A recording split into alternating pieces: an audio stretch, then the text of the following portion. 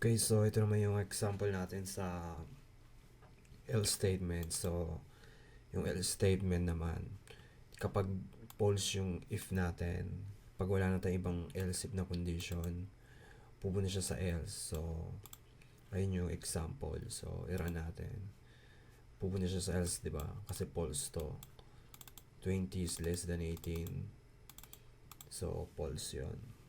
So, hindi mapiprint dito. Pero pag ginawa natin siyang